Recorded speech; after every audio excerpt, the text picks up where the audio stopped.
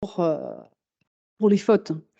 Je le rappelle parce que systématiquement, enfin pas systématiquement, mais il m'arrive de voir que des enfants font un témoignage pour dire que papa était violent, et cetera. Non, on ne peut pas l'utiliser, les avocats ne doivent pas, apporter ce genre de témoignage. Ce genre de témoignage est élargi, c'est-à-dire qu'on ne peut pas rapporter la parole de l'enfant. Heu, on ne peut pas avoir un témoin qui vient dire: «Oui, mais j'ai entendu l'enfant dire que papa avait été violent avec maman». On ne peut pas, s'appuyer pour demander un divorce pour faute sur les déclarations faites par l'enfant à la gendarmerie ou à la police. C'est irrecevable, hein. Ça permet de protéger l'enfant. Au-delà, des textes, quels sont les outils dont on dispose, nous, JAF, pour préserver l'enfant? Premier outil, pour moi, l'enquête sociale. Hein, ne pas hésiter à faire une enquête sociale. On a des enquêteurs qui ont une formation de psychologue aussi, c'est pas mal. L'enquête sociale, elle permet pour nous d'appréhender, la teneur du conflit, d'entendre l'enfant aussi. Ça nous apporte beaucoup d'éléments. L'enquête sociale, la consultation du dossier d'assistance éducative. Alors je donne une perche aux avocats, hein. Quand il y a un dossier d'assistance éducative, n'hésitez pas à nous le dire. On doit le consulter, on se le fait communiquer, il est à votre disposition, il est à la disposition des parties et on l'utilise. Et croyez-moi, on trouve des choses très, très intéressantes dans le dossier d'assistance éducative. Voilà, et on s'en sert. Et moi, il m'est arrivé, de prendre des décisions au vu du dossier d'assistance éducative. C'est-à-dire que si je n'en avais pas eu connaissance, j'aurais certainement pas pris la même décision du tout. Donc c'est très intéressant.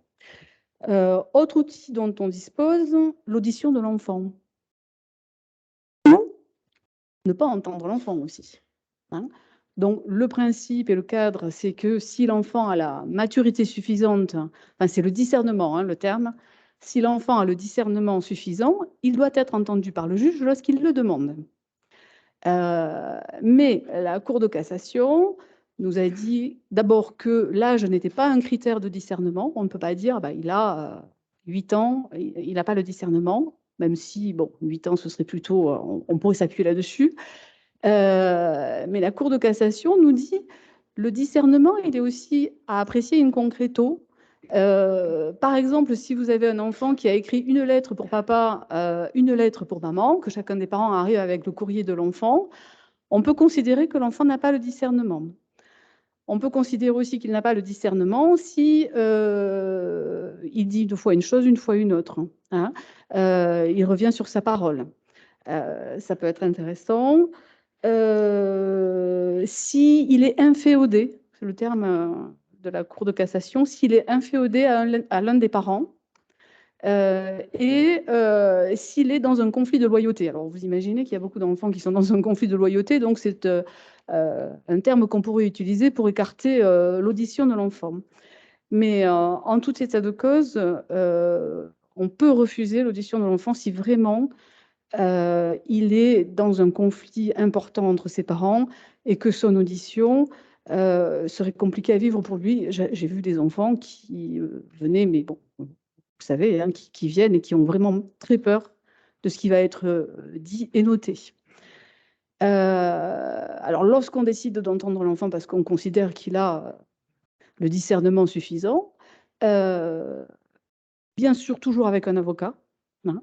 Alors au début, les grands ados, 16 ans, ils venaient sans avocat, ils ne demandaient pas d'avocat, je ne nommais pas d'avocat. Bon, j'ai changé de pratique. Maintenant, systématiquement, l'enfant a un avocat.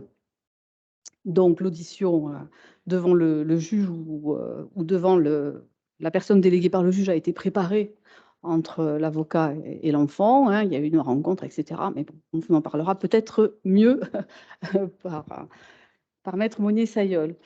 On ne fait pas de PV d'audition.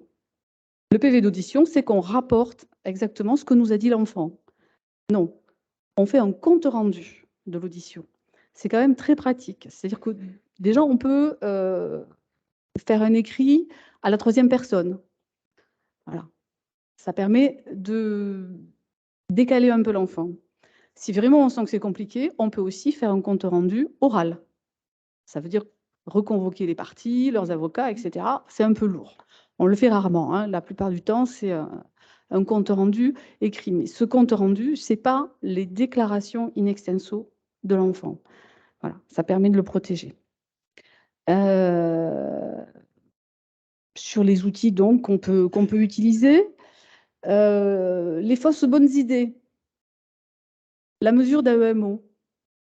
Alors, quand on voit un dossier, on se dit: «Oh là là, il faudrait une mesure d'AEMO, un éducateur qui intervienne». Alors je me permets d'en parler parce que j'ai été juge des enfants aussi, hein, donc pendant un certain temps. Et finalement, on se rend compte que l'éducateur, ça devient la balle de ping-pong entre les parents et que finalement, non seulement il ne résout pas du conflit, mais il permet d'en créer encore. Et donc, on voit des mesures d'AEMO qui s'arrêtent, hein, donc du suivi éducatif qui s'arrêtent parce que ça ne sert à rien. Donc, pas forcément une très bonne idée à utiliser avec discernement. La médiation en cours de procédure, hein,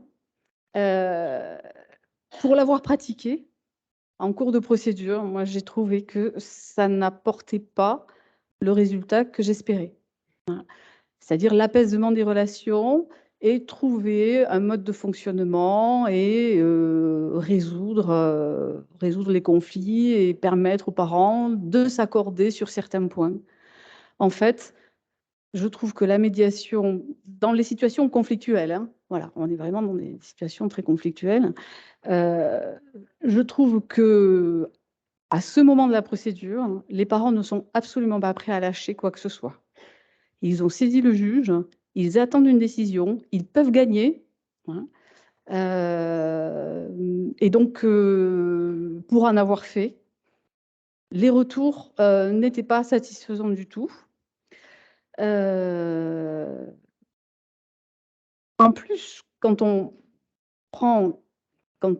envoie les parents en médiation au cours de la procédure, bien souvent, on est quand même obligé de trancher sur le fond. C'est-à-dire qu'on ne peut pas dire aux parents: «OK, vous allez en médiation, vous revenez nous voir dans 6 mois». Mais qu'est-ce qui se passe pour l'enfant pendant ce temps-là? On est obligé souvent de trancher sur la résidence, sur le droit de visite, la pension alimentaire, même provisoirement. Donc on a déjà un préjugement. Donc c'est un peu compliqué. On est Voilà, moi j'ai trouvé que c'était pas satisfaisant. J'en ai discuté avec mes collègues, JAF à Toulouse. Ils considèrent aussi que c'est pas un instrument qui leur convient, hein. Heu, voilà. Alors quid pour dénouer le conflit? Heu, là, des décisions claires, hein. Je me regarde là dans la glace. Rendre des décisions claires, éviter que, on ait des décisions qui puissent être, interprétées, sujets à interprétation. Pour nous, c'est très clair. Pour les parties, c'est pas forcément clair. Alors, préciser l'heure de passage de bras, le lieu de passage de bras. Un exemple, droit de visite classique, la moitié des vacances scolaires, première moitié les années paires, deuxième moitié les années impaires. On se dit: «C'est quand même très clair». Cette année, pour Noël, la première moitié des années A, ça se termine le dimanche 25 décembre à 12h. Les cabinets d'avocats sont en train de chauffer, la ligne des cabinets est en train de chauffer pour savoir comment font les parents. Voilà. Donc je me dis là, et ça arrive une fois tous les 5 ou 6 ans, donc c'est pas anodin, hein. Je me dis: «Est-ce qu'il ne faudrait pas, qu'on trouve, une petite phrase à ajouter, pour résoudre ce problème?» C'est-à-dire qu'éviter que les parents puissent se saisir d'un problème et que les enfants soient dans cette situation où finalement je ne sais pas à quelle heure je pars, Noël, finalement je pense Noël avec papa, avec maman, on ouvre les cadeaux quand et cetera. Voilà, hein, très pratico pratique. Donc j'attire l'attention des avocats quand il y a des situations conflictuelles. Même si, alors parfois je râle parce qu'on me dit: «Alors les années paires, l'enfant passera le jour de son anniversaire avec le père, les années impaires avec la mère». Bon, alors on en a une page comme ça, mais n'hésitez pas à nous proposer, des choses claires, hein, parce que vous le voyez directement, hein. Et dans un monde idéal, à nous le proposer par écrit. Voilà, pour qu'on n'ait pas de difficultés quand on reprend, les difficultés, les points d'accord ou de désaccord. Voilà, hein, le carnet de santé, prévoir le carnet de santé, la carte d'identité, et cetera. Mais c'est aussi valable pour les médiateurs, hein, le proposer. Alors, à quelle heure vous voulez que l'enfant soit remis à l'autre parent, hein, est-ce qu'il y a une bonne heure? Est-ce que voilà, hein, euh, éviter tout ce genre de choses. Et puis, pour en terminer, dans un monde idéal, qu'est-ce qu'on souhaiterait? Alors, peut-être à Monaco, hein. Voilà. Euh, Moi, je me dis quand même que le principal intéressé de notre décision, c'est l'enfant. On ne lui explique pas la décision. Jamais, c'est pas prévu, hein. C'est pas prévu de pouvoir convoquer l'enfant et de lui expliquer la décision. Voilà pourquoi j'ai pris, en ce qui le concerne, voilà pourquoi j'ai pris telle décision, quels étaient les éléments, et voilà ce que ça veut dire pour toi. Les juges des enfants le font à toutes les audiences, hein. Ils ont l'enfant devant eux, ils ont les parents, et les juges des enfants expliquent leurs décisions. Les JAF n'expliquent jamais. Est-ce que ça ne pourrait pas être un moyen de dénouer le conflit et de décentrer l'enfant du conflit? C'est une idée que je lance, hein. Mais en tout cas, moi, quand j'étais de juge des enfants à JAF, c'est quelque chose qui m'a manqué. Et en même temps, c'est bien confortable de ne pas avoir à expliquer la décision, hein, je ne vous le cache pas, euh, verbalement, hein. Est-ce qu'on pourrait organiser une véritable médiation parent-enfant? La médiation parent-enfant n'existe pas au JAF, elle n'existe pas dans les textes. Il y a, vous reprenez les termes, ce sont les parties, les parents, les époux. Et il y a un texte sur la médiation générale qui dit le médiateur peut y associer les tiers. Les tiers, bon, les enfants. Voilà. Alors, ça n'existe pas juridiquement. Je sais que ça existe dans la pratique. Mais est-ce qu'on ne pourrait pas y réfléchir et instaurer quelque chose qui pourrait être intéressant? Et enfin, dernière idée que je lance comme ça aussi, le point rencontre médiation. Voilà, on a des points rencontres, on a un point rencontre ado, mais est-ce que ça ne pourrait pas être couplé à une médiation avec un intervenant qui fait à la fois la visite, certains moments visite, certains moments échange, certains moments on prend de la distance, etc. Voilà, 3 petites idées. Autant d'idées, peut-être qu'il faudra Mais expliquer, bon. en tout cas qui doit susciter un certain nombre de réactions et qui nous permet de passer directement au point de vue du juge d'abord. Vous ferez le lien, maître, vous ferez le lien entre les deux magistrats. Bonjour, je vous remercie vraiment de l'accueil, Madame Ousti. Et puis, j'ai complètement changé mon propos au vu des interventions parce que je dois vous dire que je suis très très content de ce que j'ai entendu, d'être ici aussi pour parler de la médiation familiale, mais je dirais plus généralement de la médiation. Il y a aussi de la médiation civile et je suis passé de quelqu'un de très sceptique avec la médiation à un fan. C'est-à-dire que dans mon parcours professionnel, qui va me permettre de vous parler de mes expériences de la médiation au sens large, mais de rejoindre beaucoup de propos qui ont été tenus depuis ce matin, notamment les derniers propos de ma collègue. Je ne diffère avec elle parce que je trouve que ça marche. Ou enfin, plus exactement, ça fonctionne. Je suis d'accord vraiment aussi avec les propos quant au moment, au temps de la médiation. Il y a des moments où c'est possible, d'autres moments où c'est pas possible. La grande difficulté qu'il ne faut pas oublier pour tous les professionnels, c'est le temps judiciaire. Le juge aux affaires familiales tranche un litige à un moment donné. Voilà. Il y a une temporalité de la justice qu'on ne maîtrise pas et qui est très difficile pour nous à maîtriser. Même si les juges aux affaires familiales, de plus en plus, ils font de l'avant-dire droit, on fait une enquête sociale, puis après on fait une médiation familiale, qui se rapproche de plus en plus avec le travail du juge des enfants en assistance éducative avec les mesures, avec les éducateurs qu'on appelle des AEMO. je trouve que là, on a un gros progrès à faire dans cette maîtrise de la temporalité et où on peut se compléter, puisque on se parle de plus en plus, hein, puisque on a parlé de la communication des dossiers qui est impérative, hein, 1072-2. C'est pas juste rappeler au juge aux affaires familiales qu'il doit consulter le dossier ou qu'il doit être informé de la procédure. Après, c'est lui qui choisit s'il veut la communication ou qu'il consulte, mais c'est bien un impératif. Et localement, ben, on a déjà travaillé à ça et on a mis en place des outils informatiques en ce sens-là. Et puis, on essaie de travailler la réciproque parce que nous, on travaille aussi avec l'autorité parentale et son exercice. Et donc, ben, on est intéressé par les décisions du juge aux affaires familiales. Voilà un petit peu ce qu'on développe localement, malgré deux services qui sont en difficulté actuellement, mais on espère que ça va aller mieux dans l'intérêt des enfants. Donc, pour moi, la médiation, c'est avant tout, et je vais le centrer là-dessus, puisque le thème, c'était comment préserver l'enfant du contentieux. Et j'ai une approche très utilitariste des différents outils qui me sont proposés en tant que juge, hein, juge d'affaires familiales, juge civil ou juge des enfants. Pour moi, l'outil, la médiation, et j'aurais envie de dire les médiations, apportent beaucoup de choses. Et je suis heureux d'entendre qu'il y a différents types de médiation. On peut aussi en médiation avoir des accords partiels.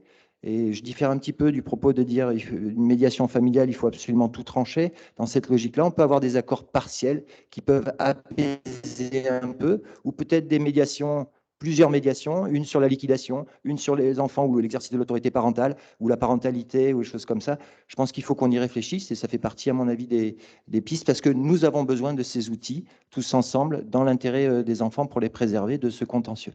Je suis très heureux aussi d'entendre de dire que même en cas de contentieux majeur, il y a la possibilité de faire une médiation.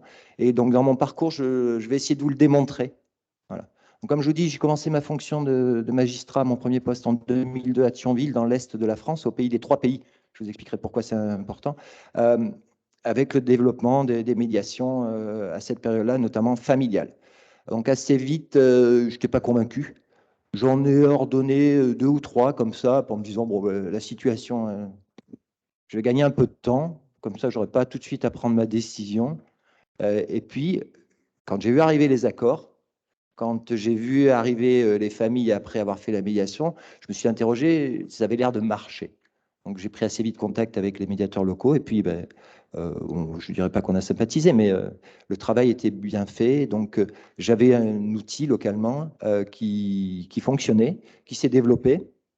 Et puis j'ai eu la chance d'avoir aussi des conflits internationaux avec les trois pays, avec la Belgique, avec les Allemands, et avec une période où les Allemands ne respectaient pas le cadre européen, c'est-à-dire qu'il y avait une juge qui disait « Ah mais vous n'avez pas entendu l'enfant, donc moi c'est dans mon ordre public, donc je n'applique pas la décision française », et qui donnait raison à ses ressortissants. La solution, ça a été la médiation internationale, puisque pour éviter le règlement européen qui lui imposait d'appliquer ma décision, la solution, ça a été de faire une médiation internationale. Et certes, je n'avais pas entendu l'enfant, mais après, je l'ai fait systématiquement pour ne pas avoir ce problème. Mais voilà un petit peu la plus-value qu'il a pu avoir. Et donc, j'étais assez convaincu, surtout, alors, comme je dis, il pouvait y avoir des accords partiels, et ça m'allait. Et puis, souvent, je me suis rendu compte que les parents, ils arrivent finalement assez vite, hein, ils se sont aimés au moins un moment, comme ça a été dit par les médiatrices, que sur les enfants, ils arrivent assez vite à s'entendre ou à voir les grandes lignes, mais il y a une telle souffrance, et puis la médiation, elle permettait d'avoir un exutoire sur la pension alimentaire, sur la liquidation du régime matrimonial, ce qui, dans l'intérêt de l'enfant, me gênait pas trop parce que je savais faire mon travail, les récompenses, pam pam, la pension, mon petit tableau. Et puis, donc, je n'étais pas trop embêté. Puis, je savais qu'ils pourraient toujours faire appel. Et puis, à la cour, y râler en disant, mais ils ont fait appel pour 20 € de pension. Chacun son travail.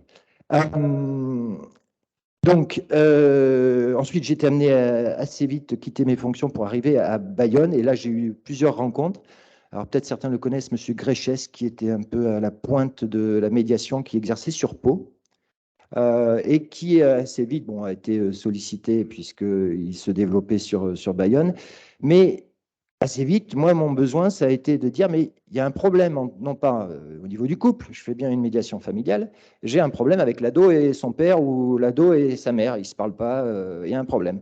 Et je lui avais posé la question, est-ce que vous acceptez dans le cadre de votre médiation de l'apprendre? Il m'avait dit, ah non, non, la médiation, c'est les parents et tout. Je dis, essayer et tout. Et puis, il était revenu vers moi avec un progrès, hein, je ne dis pas un accord, hein, mais il avait reçu la gamine et puis ça avait fait progresser un petit peu la relation avec le papa. Donc, petit à petit, il l'avait intégré, lorsque ça lui semblait utile, de faire un petit peu de tiers avec les adolescents. Euh, voilà un petit peu, mais c'est vrai qu'on avait cette contrainte du texte. J'ai été amené à exercer en 2011 outre-mer, et là, à Saint-Martin-dans-les-Antilles, où je faisais sous forme d'audience foraine du juge d'affaires familiales.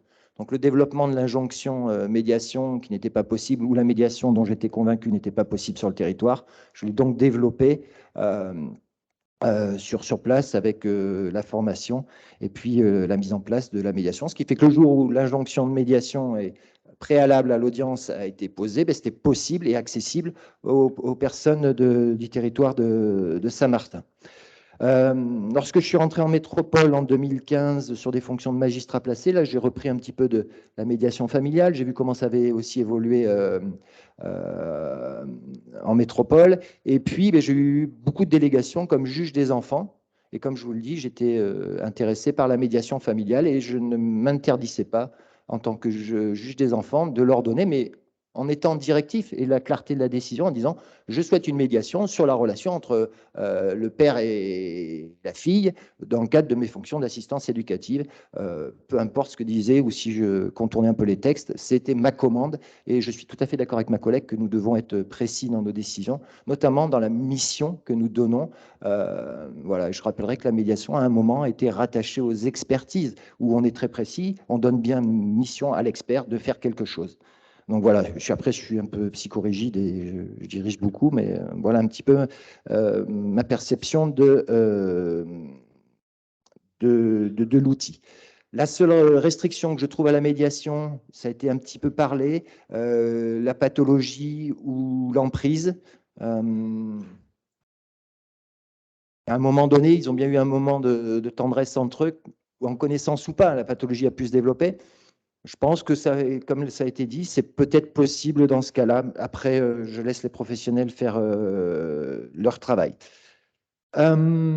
J'essaie d'aller aussi vite que possible. Je suis assez d'accord avec le propos de dire aussi qu'il faut de la contrainte, mais je dirais aussi qu'il faut de la sanction, en disant vous devez aller à l'injonction de médiation et je tirerai les conséquences du fait que vous n'y allez pas. Après, qu'est-ce que j'en tire comme conséquence? Comme je dis, je suis un peu embêté à ce niveau-là, mais bon, par leur faire peur, mais j'aime pas travailler en menaçant. Voilà. Donc, je rappelle aussi que le seul luxe que les magistrats ont, c'est un petit peu de temps, le temps du délibéré, y compris en assistance éducative, sauf si on est en fin de mesure. On n'est pas à 2-3 jours près. D'en discuter, de consulter les professionnels, voir aussi comment ils voient les choses, et puis s'appuyer sur les avocats. Moi, je n'hésite pas à le dire. Notamment, je suis convaincu par l'avocat de l'enfant, mais que j'ai choisi. Voilà, j'aime pas quand j'ai pas décidé. Mais après, je demande toujours qui a décidé de prendre un avocat pour l'enfant et qui m'explique pourquoi. Mais je préfère le décider. Après, on se connaît pas encore. Je l'expose juste. Voilà. Je pense aussi, ça a été dit, agir vite. Je crois que c'est notre collègue de Monaco, mais c'est après tout le problème de la temporalité actuelle au niveau du juge des enfants qui est engorgé, mais aussi au niveau du juge d'affaires familiales qui est engorgé, mais pas seulement avec cette obligation d'injonction préalable pour faire revoir de médiation pour faire revoir les situations. Enfin, il y a beaucoup d'éléments qui font que agir vite, même si on a l'ordonnance de protection, mais ça suppose des violences, qu'on a plein d'outils. Je trouve que l'urgence, on ne la gère pas bien, mais parce qu'on a une telle masse qu'il faut qu'on fasse des progrès là-dessus, avec l'aide des avocats. Je continue toujours là-dessus, mais ça va me permettre de faire quasiment finir mon propos. Comme je vous dis, ça marche. Et comme je vous l'ai dit, introduire et réfléchir à des nouveaux outils. Cette médiation avec les adolescents ou avec d'autres enfants, hein, travailler l'attachement avec les tout-petits. Mais tu n'as pas à choisir le conflit de loyauté, hein, tu n'as pas à choisir entre tes parents, tu les prends comme ils sont. Ça pourrait être intéressant. Est-ce que c'est de la médiation? Moi, je le pense parce que ce sont des professionnels. Est-ce qu'on doit l'appeler autrement? Bon, moi, je suis ouvert en tout cas à un travail là-dessus. Les tiers, le beau-père, la belle-mère, les grands-parents qui peuvent avoir des places importantes pour les enfants et puis qui du jour au lendemain, du fait du contentieux, ne sont plus présents dans la vie des enfants. Je pense qu'ils ont aussi toute leur place en médiation. Là aussi, il faut qu'on progresse. Alors après, on a le problème de la partie, mais je dis qu'il faut qu'on y réfléchisse. Et puis, bon, on a eu la loi Taquet du 7 février 2022 hein, pour les non-initiés, donc qui a un peu modifié l'assistance éducative et qui donc prévoit que nous pouvons ordonner des médiations familiales. Au niveau du service, on essaye de le faire. On est en train de découvrir, puisqu'on a été entièrement renouvelé, nos opérateurs ou les médiateurs, qu'est-ce qu'ils font? Est-ce qu'ils sont d'accord avec nous pour travailler avec les adolescents?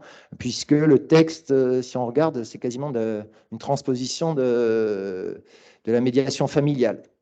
Donc, je me posais la question en vous disant, le travail adolescent, est-ce que ça rentre là-dedans ou pas? Mais en tout cas, moi, je ne me l'interdirai pas, et puis on verra ce que dira la Cour d'appel, mais je ne me l'interdirai pas, j'aurai ma solution avant qu'elle tranche.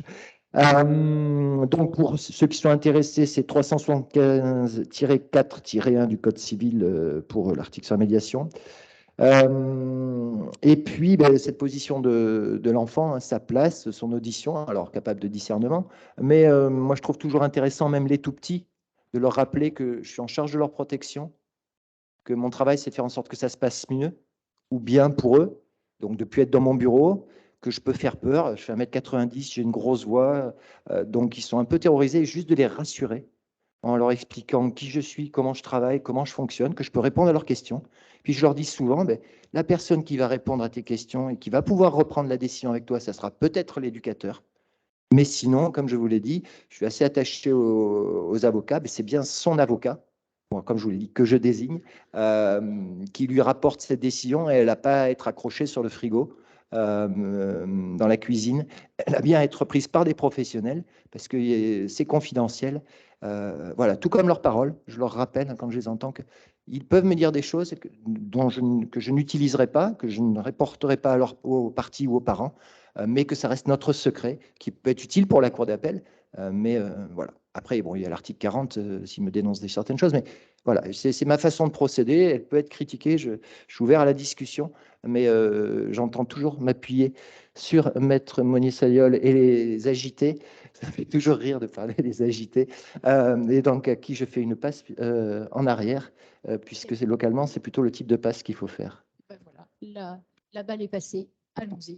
Merci beaucoup. Alors, c'est un grand honneur pour moi d'être dans la grande chambre entourée de juges aux affaires familiales et d'un juge des enfants. C'est une place que je vais vraiment occuper avec un immense bonheur et j'en profite. Alors, je vais essayer de centrer mon propos, que je vais essayer aussi d'être très bref, sur la place de l'enfant ou comment en fait extirper l'enfant du conflit conjugal ou du conflit parental. J'ai entendu beaucoup de mots, beaucoup de choses depuis ce matin, y compris à cette tribune, et notamment la place de l'enfant. Alors c'est vrai que les textes législatifs, la loi, que ce soit le Code civil, le Code de l'action sociale des familles et même le Code pénal, ne font absolument pas, de manière stricto sensu, place à l'enfant dans la médiation familiale. Autrement dit, comme ça a été rappelé tout à l'heure, les textes qui définissent la médiation familiale n'abordent absolument pas de manière directe la question de l'enfant. Donc, a priori, l'enfant, on pourrait penser, n'a pas de place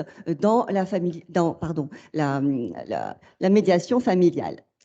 Cela étant dit, quand on y réfléchit, pourquoi on adresse les parents, pourquoi on leur fait injonction, pourquoi on les invite à aller vers une médiation familiale? Très souvent, principalement, le sujet essentiel qui les oppose, c'est principalement leur enfant ou leurs enfants. Et souvent, et là je vais volontairement pas aborder la question de la pension alimentaire, bien évidemment, mais souvent la question de la résidence de l'enfant. Donc c'est bien que la médiation familiale, le sujet principal peut être l'enfant.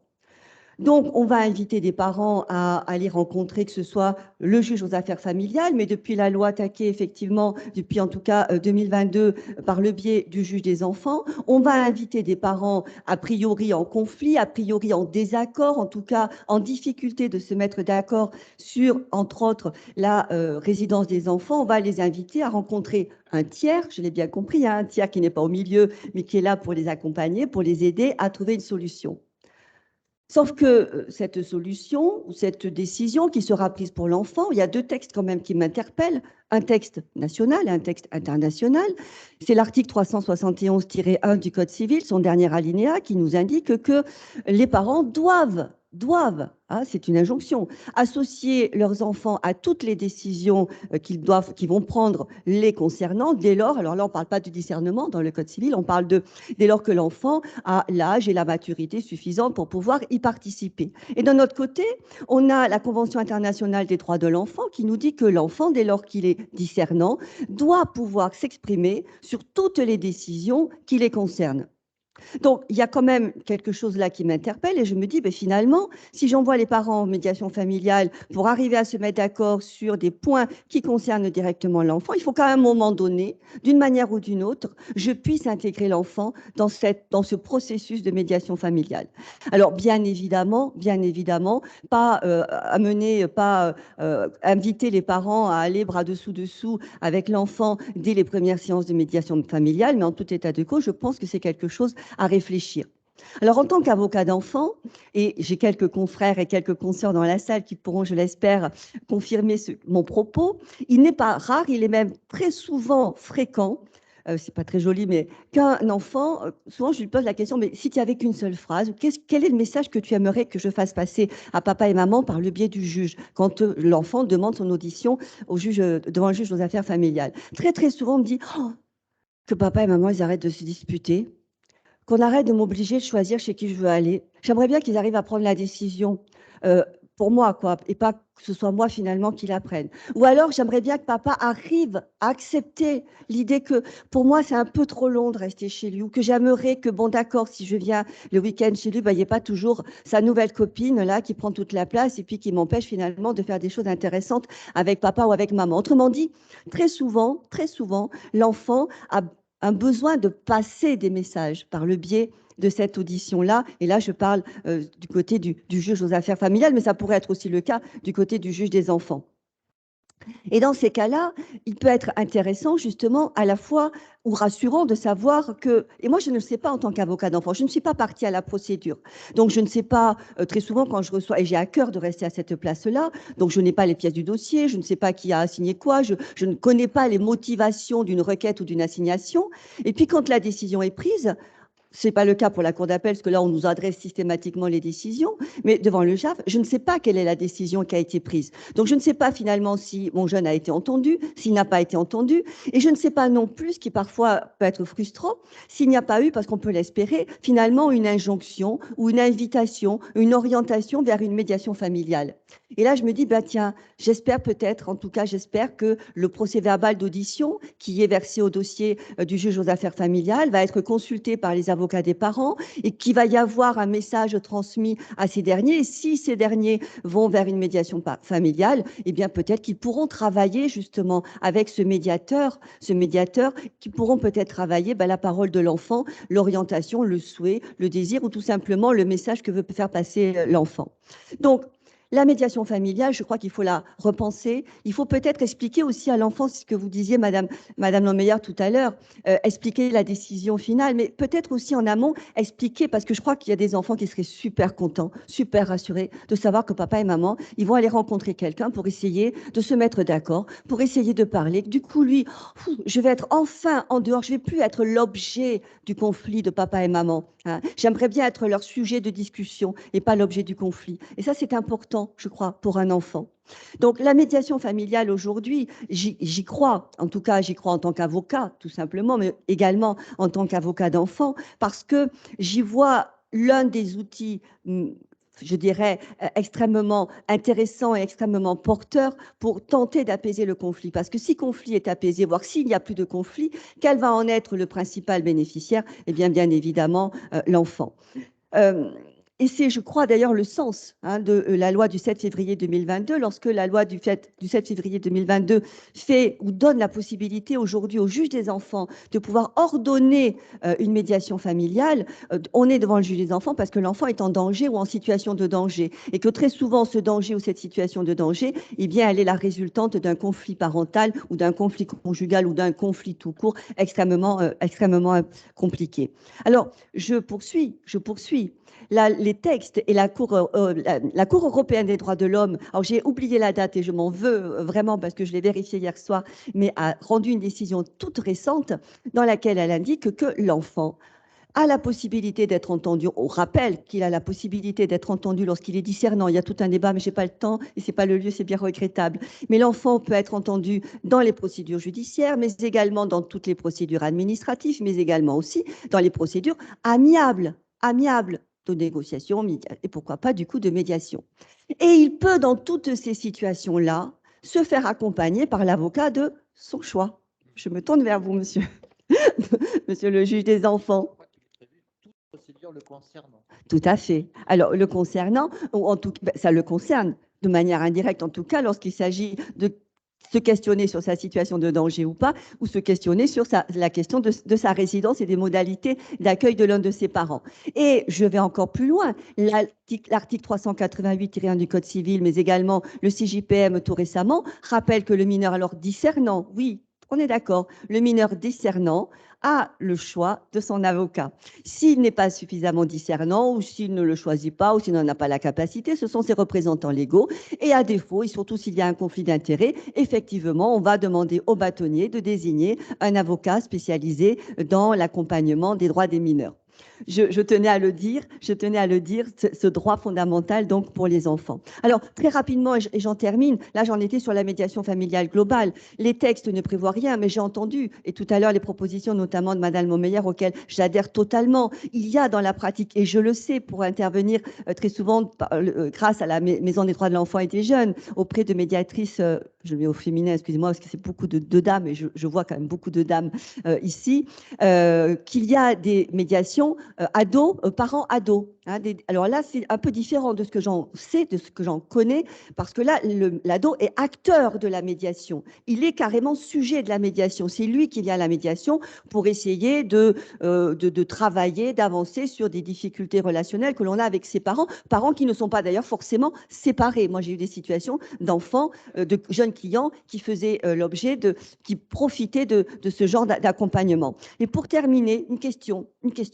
Comment on pourrait, là, que je me pose, qu'on peut se poser, est-ce qu'on ne pourrait pas utiliser l'outil de médiation pour tenter de recréer des liens, pour restaurer des liens entre un enfant et un parent avec lequel il n'y aurait carrément plus de lien ou un parent avec lequel l'enfant, alors conflit de loyauté ou pas, je n'en sais rien, je n'ai pas la compétence pour l'évaluer, mais en tout cas, un enfant dirait, mais moi, je ne veux absolument plus le voir ou absolument plus la voir. Est-ce qu'il n'est pas possible d'utiliser justement l'outil de médiation pour pouvoir aider, accompagner, restaurer vers ce travail-là. Et ça, je pense, et j'en termine du coup, je pense que ça peut se travailler à la fois du côté du juge aux affaires familiales, mais également et surtout aussi du côté du juge des enfants. Voilà ce que je peux dire et je pense que j'ai respecté le timing. C'est pas grave, je pense qu'on est habitué au fait que l'on explose un peu nos timings alloués, mais c'est pas grave parce que de toute façon, tout ce qui est dit est intéressant. En tout cas, merci de le repositionner comme ça, ce qui va faire le lien effectivement avec les dernières intervenants, mais juste pendant qu'elles s'installent, pour rappeler que je dirais, les outils que vous avez évoqués les uns et les autres, Madame Olmeyer, Monsieur Zetzik et Maître Monnier-Saliol, existent déjà dans la médiation familiale, qui peut le pratiquer librement en médiation conventionnelle. C'est-à-dire que tout à l'heure, j'ai parlé des constellations, des pratiques de la médiation familiale qui ne sont pas nécessairement toutes utilisées par la voie judiciaire, mais qui sont déjà conceptualisées et qui ont déjà fait leurs preuves. Et j'en profite également pour dire que c'est aussi pour ça que la médiation familiale, elle a été pensée indépendamment du modèle de résolution des problèmes en médiation qui a été présenté tout à l'heure par les deux intervenantes et notamment la route de Futac.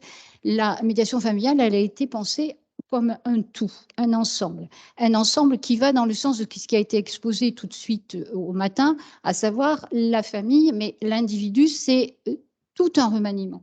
à un moment donné, il y a une situation qui est une situation de crise, qui va être forcément un passage donné à un moment donné, mais c'est une famille avec tout ce que ça entraîne comme microcosme, comme projection, comme identité autour de la famille. Et c'est pour ça que la médiation familiale en elle-même et les étapes telles qu'elles ont été développées dans la médiation familiale tiennent compte justement de toute cette évolution-là de l'individu qui doit d'abord effectivement se repositionner dans une situation avec laquelle il doit faire le deuil, pour ensuite pouvoir s'occuper de ses enfants, intégrer l'enfant le cas échéant, à des conditions précises bien évidemment, puisque les remises en lien parent-enfant, parent-endo, on les pratique également assez souvent, pour pouvoir enfin à un moment donné, bien sûr, s'occuper aussi du remaniement économique dont il a été parlé à un moment donné, qui est une notion très importante, parce qu'il y a dans l'argent bien des enjeux qui ne sont pas que des enjeux économiques.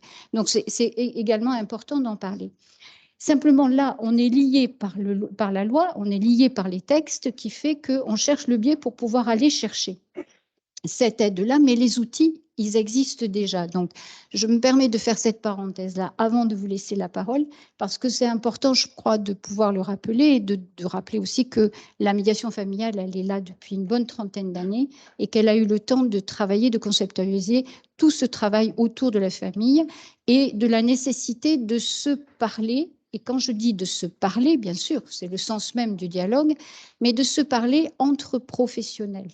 Et donc, dans tout ce que vous avez pu émettre comme souhait, peut-être que ça pourra donner l'occasion d'en reparler, mais je fais une autre aparté, nous sommes à la suite des États généraux sur la justice et bien sûr du rapport Sauvé qui a particulièrement parlé des modes amiables, des règlements des différends. Et puisqu'un certain nombre d'associations ont été sollicitées sur ce rapport-là en particulier, une des propositions qui a pu être faite, c'était de créer des ateliers au sein de chaque juridiction qui viendraient réunir les professionnels, tous les professionnels autour d'une problématique. En matière familiale, ce serait l'avocat, le magistrat, l'éducateur spécialisé le cas échéant, le médiateur familial, l'assistant social le cas échéant, de façon à pouvoir justement conceptualiser des pratiques qui sont pratiques, c'est-à-dire qui sont efficientes en termes d'utilisation, qui sont possibles parce que voilà, les textes le permettent, mais qui ont des effets ensuite dans le réel. Et c'est ce qui est important. Mais je ne veux pas prendre plus de temps et je vous laisse la parole, Madame Mérinck et Madame Lalevée. Merci. Donc, c'est bon, ça fonctionne. Oui, oui c'est bon. Donc voilà, moi je suis éducatrice spécialisée. J'interviens donc dans l'établissement et des protections des familles de l'ANDRAS, où nous exerçons donc des mesures d'assistance éducative en milieu ouvert qui ont été ordonnées par les juges des enfants. Donc, en Haute-Garonne, nous sommes 3 associations donc, à exercer ces mesures. Donc, pour vous donner une idée, donc, chaque travailleur social accompagne, donc en AEMO dite simple, chaque travailleur social accompagne 28 enfants.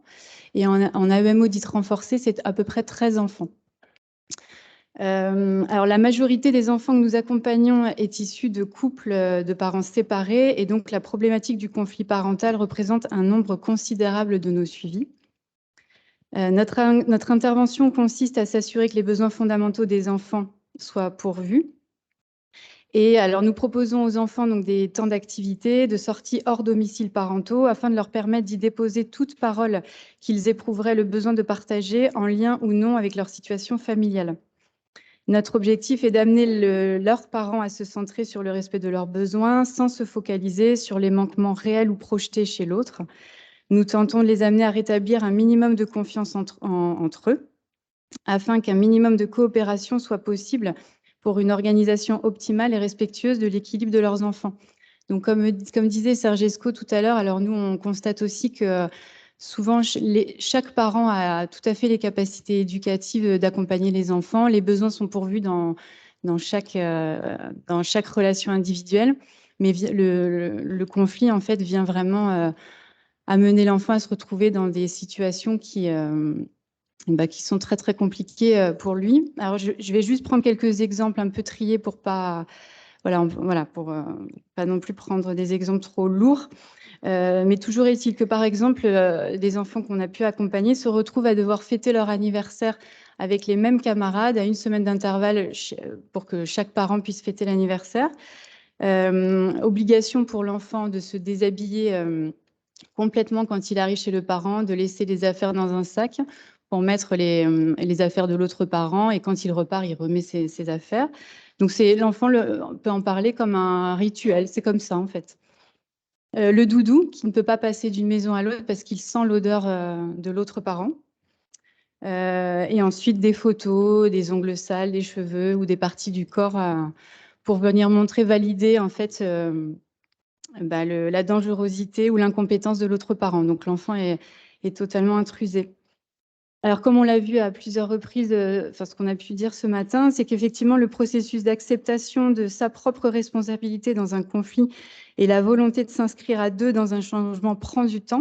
On a beaucoup parlé de temporalité, effectivement. Il s'agit d'accepter que l'autre a aussi des compétences éducatives, alors qu'il représente une source de déception, de colère, de rejet.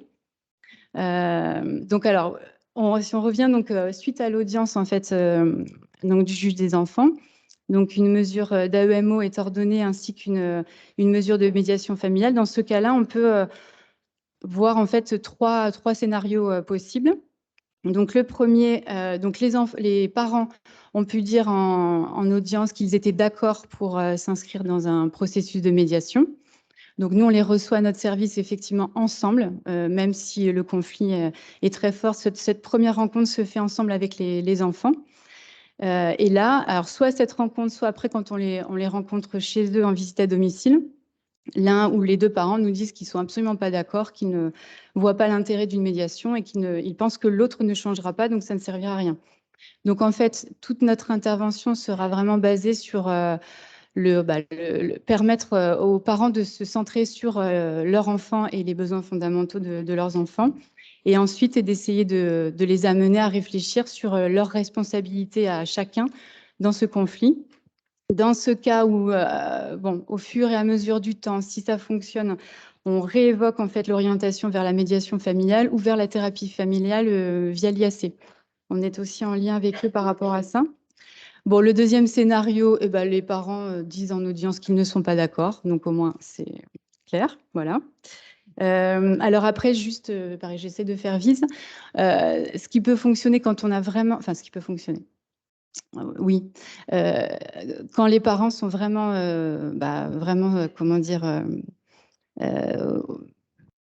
qui n'ont aucune volonté sur ce moment-là de modifier quelque chose sur le conflit. Alors, quand la relation est bien instaurée, quand on sent qu'on a un lien avec eux, de passer aussi par l'humour et par exemple passer un entretien avec eux et de dire bon allez, je vous lance un défi, pendant 10 minutes vous ne me parlez pas de monsieur ou de madame, et de dire ah bah c'est bien, là c'est 2 minutes, c'est déjà pas mal.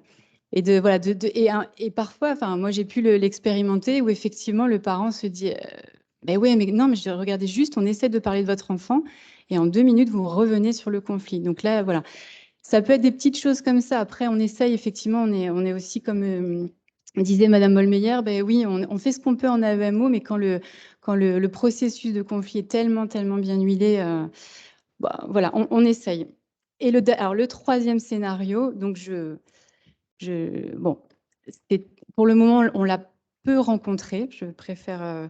Le troisième scénario, c'est que les deux parents sont d'accord pour la médiation, qu'on commence la mesure d'assistance éducative où effectivement les parents sont d'accord pour travailler le conflit dans un autre espace. On continue, nous, de les accompagner par rapport aux besoins de leur enfant. Et là, on va dire, c'est un petit peu l'idéal. Alors, ça peut arriver, mais pas encore. Enfin, en tout cas, on ne l'a pas encore beaucoup expérimenté. Et juste après, je passe la parole à Aurore. C'est aussi en fait d'amener, nous en tout cas, ce qu'on fait, c'est de dire, nous, on n'est pas spécialisés pour traiter leurs conflits. On est là vraiment pour leur enfant et de systématiquement en fait les amener à ce que ces questions-là se passent dans un autre cadre et donc notamment dans un cadre de médiation. Voilà, donc je laisse la parole à Aurore. Merci. Alors, bonjour, donc Aurore Lalvé, médiatrice familiale à l'école des parents et des éducateurs. Je vais vous présenter comment la médiation familiale peut venir en complément d'une mesure AEMO. Donc, dans notre service qui est composé de 2 médiatrices, nous avons reçu en 2022 57 médiations judiciaires, dont 54 ordonnés par un juge aux affaires familiales et 3 par un juge des enfants. Donc, sur ces 3 dossiers juge des enfants, 2 médiations ont pu démarrer. Donc, on remarque un écart quand même significatif entre les médiations ordonnées, juge des enfants et juge aux affaires familiales. Mais on peut supposer que cet écart est voué à se restreindre grâce à la loi du 7 février 2022 qui inscrit la protection de l'enfant dans la mise en place de la médiation qui peut ainsi être ordonnée par des juges des enfants. Bon, ça officialise, on va dire, une pratique parce que certains juges des enfants avaient déjà recours à la médiation et n'ont pas attendu cette loi pour ordonner dans nos services. Donc, la médiation est un outil au cœur de la justice familiale afin de prévenir et de protéger l'enfant face aux violences intrafamiliales. Parce qu'en effet, les conflits parentaux représentent une part significative des éléments constitutifs des dossiers d'assistance éducative et la médiation familiale peut prévenir le risque de rupture de communication ou des violences. Donc l'objectif de la médiation n'étant pas de trouver des accords, mais de rétablir la communication entre les parents. Donc une communication plus apaisée et constructive afin de les responsabiliser sur la prise en charge de leur enfant. Donc quand le conflit prend toute la place et que l'enfant perd alors la sienne, il se trouve trop souvent instrumentalisé, voire propulsé sur le devant de la scène familiale ou judiciaire, et demeure bien malgré lui soit enfant victime de la séparation, soit victime arbitre de la séparation. Donc, comme ça a pu être dit plus tôt dans la matinée, donc le conflit perturbe d'autant plus les enfants que la séparation en elle-même. Il peut alors se sentir responsable du conflit de ses parents. Donc, si je n'étais pas là, mes parents ne se disputeraient pas et reprendraient chacun le cours de leur vie. Nous remarquons que pour les médiations ordonnées juges des enfants, la maltraitance est souvent due à un conflit non géré, propos dénigrants de l'autre parent ou action-décision pour nuire à l'autre parent. L'enfant se retrouve alors pris entre ses 2 parents et devient une arme dans la guerre entre eux. Donc, dans ce cas-là, le conflit se répercute sur l'enfant. Mais le conflit en tant que crise peut être nécessaire, voire même être une opportunité de changement, d'évolution. On peut être en conflit sans violence. C'est lorsque le conflit se mue en violence et porte atteinte à l'enfant en menaçant et abîmant son intégrité et sa dignité qu'il devient alors urgent d'agir par des mesures de protection type AVMO et ou en médiation familiale. Donc la médiation familiale se situe principalement du côté des parents, mais dans l'intérêt de l'enfant. Donc généralement, ces derniers, donc les enfants n'assistent pas aux séances de médiation, hors dans les séances de médiation parents-adolescents, mais ils sont très présents dans les échanges. Donc concrètement, comment ça se passe quand on reçoit une médiation ordonnée? Donc nous recevons une ordonnance, nous renvoyons un courrier d'acceptation au juge et aux personnes afin de les inviter à prendre contact avec notre service pour un premier rendez-vous d'information, donc qui est gratuit. Donc ce premier rendez-vous dans notre service, en tout cas à l'école des parents et des éducateurs, nous le pratiquons en individuel. Une fois que chaque personne a donné son accord pour démarrer cette médiation, là le processus va s'engager. Les 2 personnes devront être présentes aux séances suivantes. Donc la médiation est généralement ordonnée pour une période de 3 mois renouvelable une fois. Et à la fin de la médiation, le service renvoie un courrier au juge afin d'indiquer si la médiation donc, déjà a bien eu lieu et si les personnes sont parvenues à un accord écrit, oral, pas d'accord ou à un apaisement du conflit. Mais aucun compte-rendu n'est fait ni aux juges ni aux avocats. C'est souvent ce qui peut être demandé par les personnes qui viennent en médiation, mais on le précise dès l'entretien d'information que c'est vraiment un espace à part, qu'on est plus dans une recherche à l'amiable de solutions et qu'on ne fera aucun compte-rendu à la justice. Donc les accords, quand il y en a appartenant aux personnes, ils ont la possibilité de faire une demande d'homologation, voilà, si elles le souhaitent.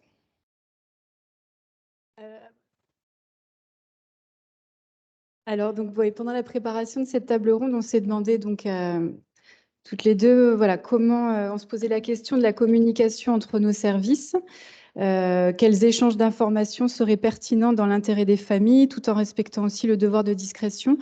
Donc, bon, ça reste ouvert parce qu'on n'a pas encore été beaucoup amenés, ou en tout cas nos services ne sont pas encore beaucoup amenés à travailler ensemble, même si ça arrive. Mais voilà, ça pose aussi d'autres questions d'articulation dans l'intérêt des enfants et des familles. Donc, bon, voilà, à soulever, quoi.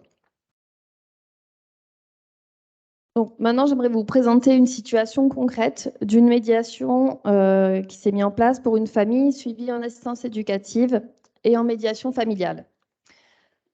Donc je vais essayer d'être claire et concise. Donc en 2021, nous avons reçu une médiation ordonnée par une juge des enfants.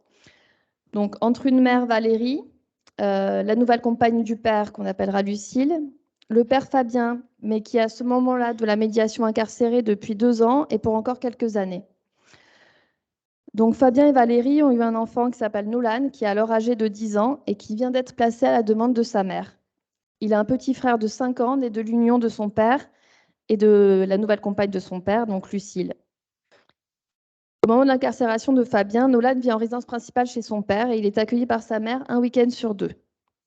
Donc du jour au lendemain, suite à l'incarcération du papa, Nolan est reparti vivre chez sa mère, donc en résidence exclusive. Donc passé le choc et la surprise de l'incarcération pour ces 2 femmes, elles ont pu se mettre en lien et elles ont été contraintes de coopérer et elles ont décidé de s'entendre à l'amiable pour le maintien des liens entre Nolan, son petit frère et sa belle-mère, mais sur des petits temps. Sauf que progressivement, Nolan a manifesté des comportements inquiétants et agressifs envers sa mère, qui s'est vite sentie dépassée par la situation et qui a demandé à ce que son fils soit placé.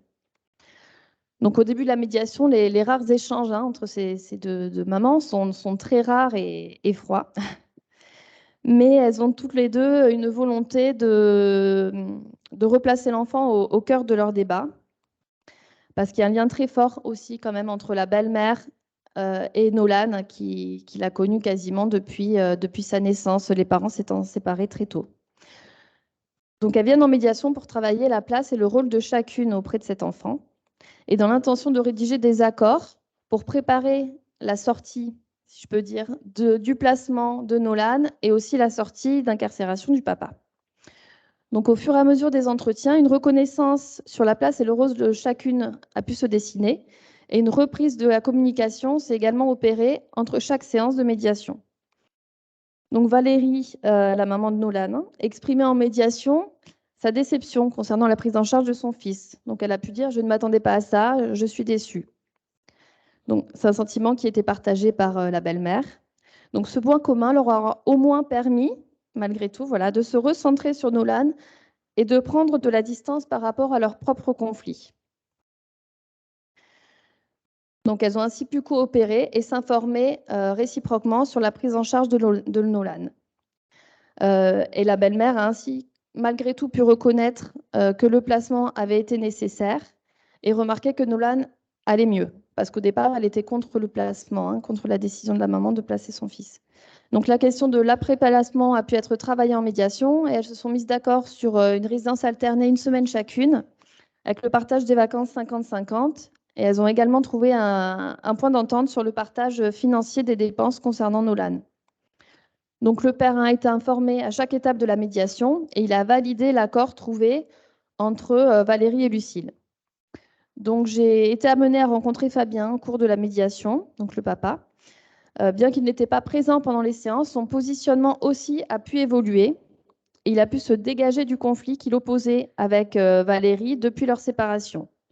Donc il a pu dire « malgré qu'on ait des valeurs éducatives différentes, maintenant je les accepte ». Voilà, donc il était plus sur l'idée, moins dans l'opposition de valeurs éducatives, mais plutôt dans l'idée que ça pouvait être complémentaire leur façon de fonctionner auprès de leur enfant. Donc cette situation était bien évidemment suivie par plusieurs professionnels.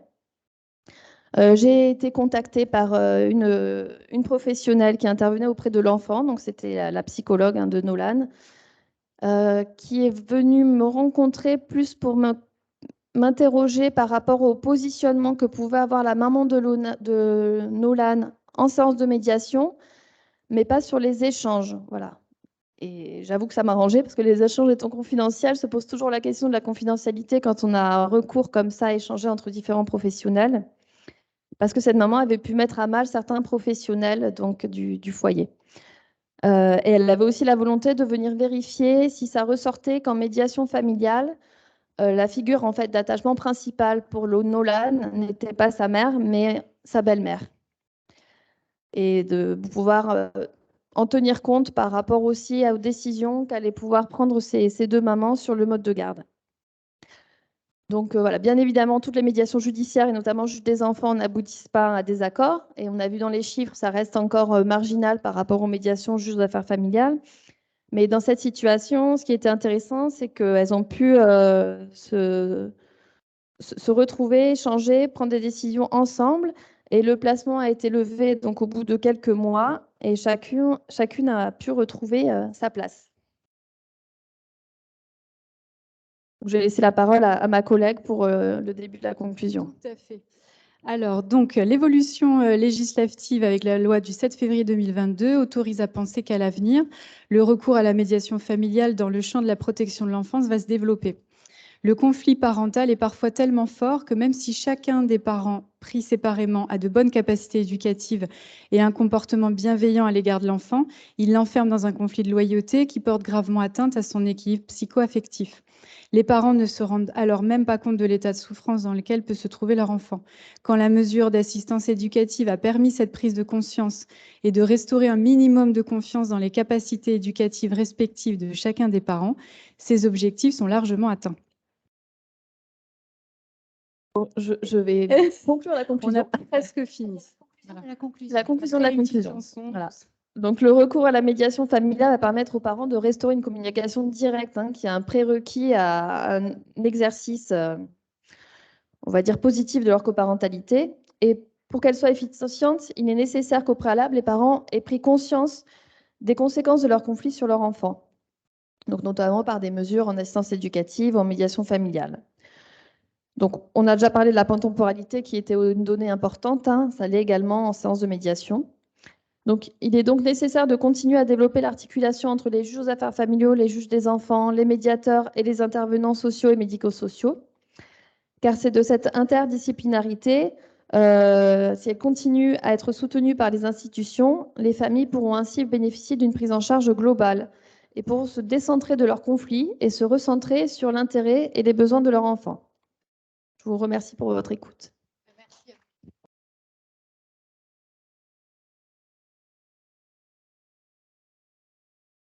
Ces exposés qui sont éclairants. Merci pour la salle qui patiente. Vous l'avez compris, on est un petit peu en retard, voire beaucoup en retard.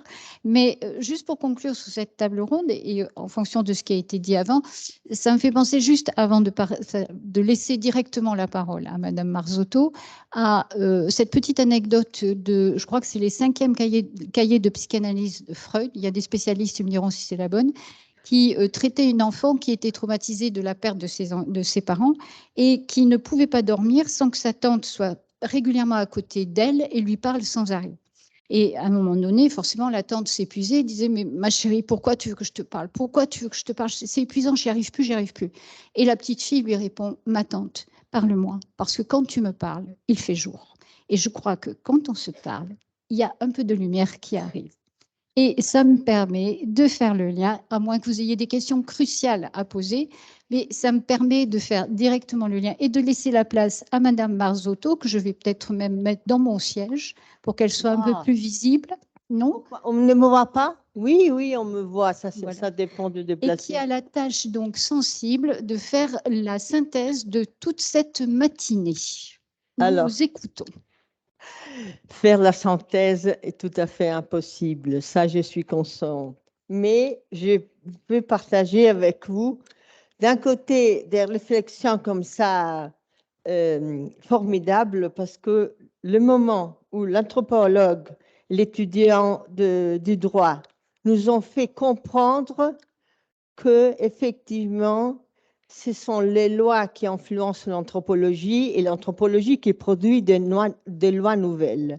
Moi, je pense que de ce point de vue, ce colloque a vraiment encadré du point de vue intellectuel, culturel, quelque chose qui est formidable.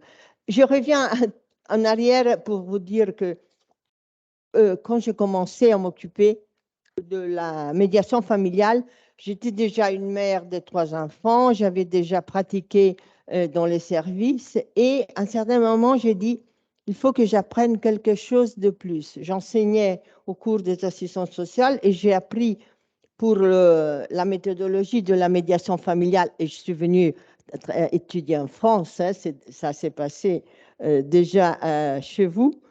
Et quand je suis revenue, le Centre pour la famille interdisciplinaire pour lequel je travaille, c'est un centre de recherche justement, ils sont tous restés touchés, frappés, surpris pour le fait qu'effectivement, la médiation était avant tout un instrument qui restituait, j'espère que vous me comprenez, même si j'invente quelques mots, un instrument qui restitue, qui redonne au père et aux mères, au moment du divorce, leurs compétences. Nous faisons aussi, vous savez, on fait un master de 2 années à l'Université catholique pour devenir médiateur familial et on présente ce qu'on a vu aujourd'hui, c'est-à-dire le processus d'une séance de négociation raisonnée, comme on l'appelle, Fischer-Uri ou l'autre auteur que vous avez nommé, parce qu'effectivement, c'est un passage transformatif très profond. C'est-à-dire qu'on demande aux personnes de quoi vous traitez, quelles sont vos options possibles, et parmi les options, on en choisit une. Alors, vous voyez que du point de vue de la logique de la délégation à mon avocat, le meilleur de Milan, ou à un autre spécialiste, là, c'est vraiment la révolution du point de vue épistémologique. C'est moi, en tant que parent, qui a commis un choix, qui n'a pas commis un péché. Moi, j'habite un pays catholique. Au moment de la loi de divorce, 1970, il y avait quelqu'un qui pensait que divorcer, c'était un péché. Non, là, ce sont des parents qui, justement, désirent, et là, c'est une des différences classiques, rester parents, même si on n'est plus conjoint. Et nous avons importé, je dis comme un produit de l'extérieur, la médiation. Surtout, moi, j'ai beaucoup travaillé aussi avec l'Angleterre. J'étais pour une période la présidente de l'association le Forum européen des instituts de formation et avec Lisa Parkinson. Parce que là, le voisinage, le travail, la coopération avec Lisa Parkinson, à propos de la question qui est revenue souvent, est-ce que la médiation traite seulement la question de l'autorité parentale ou traite aussi de la négociation autour du patrimoine et du matrimoine, parce que le patrimoine et le matrimonio, ce sont les 2 cadeaux que les parents apportent dans le mariage. Et justement, là, avec Lisa, elle était bien claire. On traite et on prend des accords par rapport à toutes les questions, soit de l'argent, soit des propriétés qu'on avait en commun, parce que, comme vous l'avez bien dit, il y a une dimension symbolique dans l'argent, la maison, la table. J'ai aussi travaillé avec beaucoup de couples qui n'avaient pas d'enfants, mais qui avaient toutes des questions symboliques à déchiffrer, à nommer, pour qu'une table puisse aller d'un côté ou de l'autre, dans la maison de l'un ou de l'autre. Alors, justement, je me suis noté plusieurs choses et vraiment, je suis ravie d'être là. Mais peut-être je peux vous renseigner. À propos de la normative, de la loi, nous avons, à partir de l'année 2006, une loi, la 54, qui prévoit, c'est la réforme du divorce, la possibilité de prendre des accords en médiation. Ça s'est nommé pour la première fois d'une manière officielle. Et tout de suite après, il y a un verbe sur lequel on a bien discuté, qu'on ne peut pas aller en médiation en obligation pour quelqu'un qui la commande, qui l'ordonne. Il faut la choisir. Et même dans la dernière réforme de novembre 2021, nous avons à nouveau reparlé, je dis nous, mais c'est-à-dire dans nos lois, on a parlé de la possibilité justement d'avoir accès et surtout possiblement avant d'aller devant le juge. C'est-à-dire que c'est vrai que le temps de élaboration du deuil, ce sont différentes pour toutes les personnes.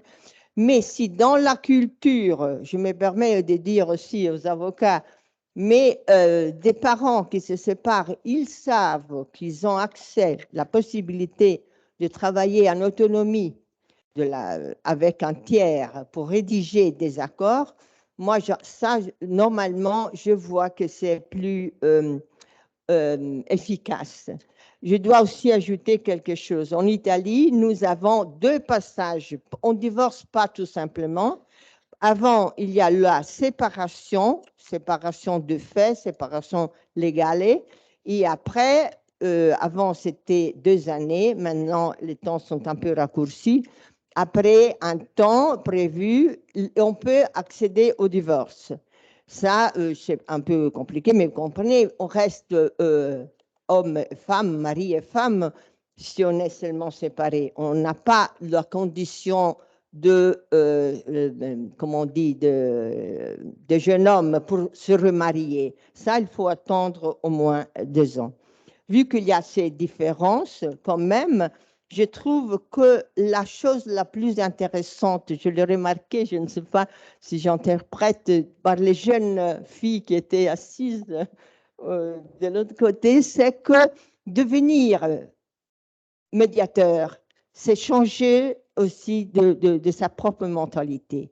Ce n'est pas une compétence acquise, si on peut la nommer comme ça, c'est vraiment une nouvelle identité où l'on fait un petit pas en arrière, si vous voulez. On est beaucoup plus conscient de nos propres représentations du bien, du mal, de la famille, de la non-famille, etc. Par exemple, nous, pendant la formation qui dure des années, on fait beaucoup de travail sur soi-même pour proposer au couple, nous on l'appelle le génogramme, je ne sais pas si vous le connaissez comme instrument, c'est un instrument graphique, on les fait, on le propose au couple, mais c'est là, il faut le faire sur soi-même pendant la formation.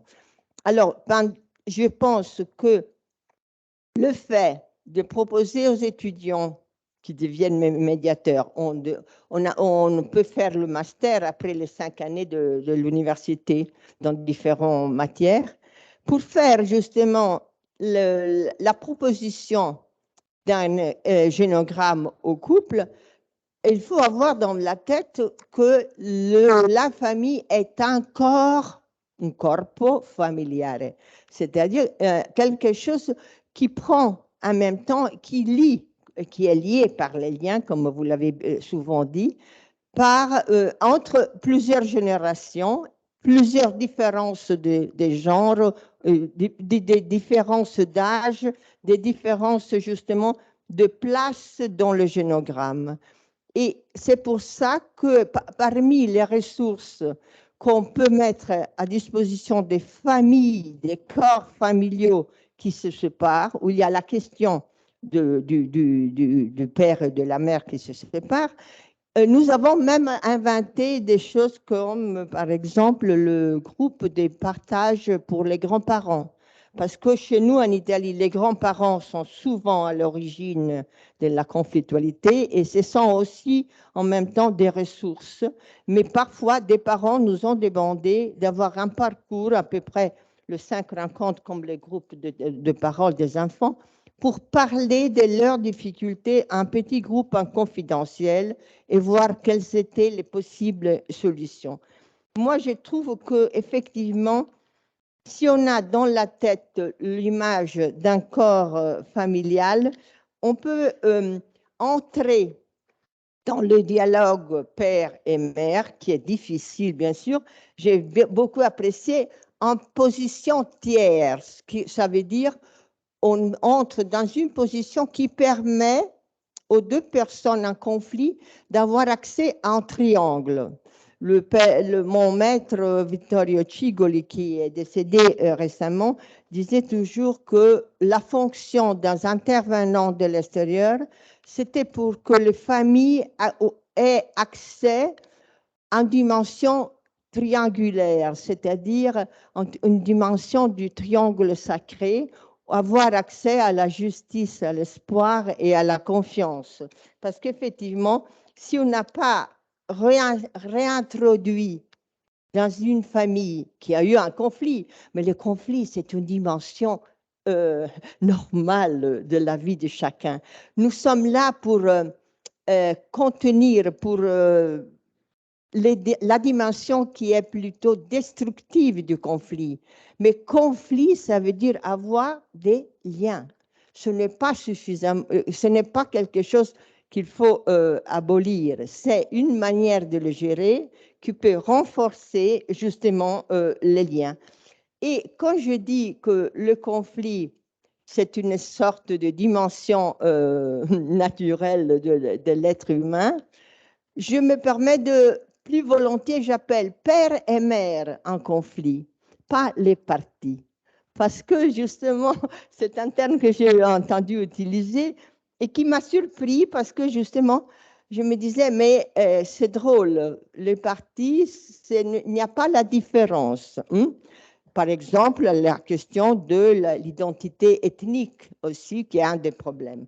Je vois que le temps passe, mais j'ai envie seulement encore de partager avec vous une information très pratique que, à partir des années 2017, on a introduit dans plusieurs tribunaux italiens des points de rencontre, des points de services d'information pour que les gens, même s'ils sont déjà venus pour l'audience, ils peuvent venir se renseigner, où on trouve un médiateur familial. Un médiateur familial, alors là, l'intéressant, c'est que moitié, 50% étaient des parents qui venaient se renseigner et 50% étaient des avocats qui n'avaient encore aucune idée. Chez nous, les magistrats sont très favorables à la médiation familiale. Et je dirais plus, le tribunal de Milan, qui a une section spécialisée en famille, introduit dans la convocation, ça s'appelle comme ça, venez au tribunal tel jour, et s'il vous plaît, si vous voulez passer chez un médiateur et prendre des accords, ou au moins savoir de quoi il s'agit.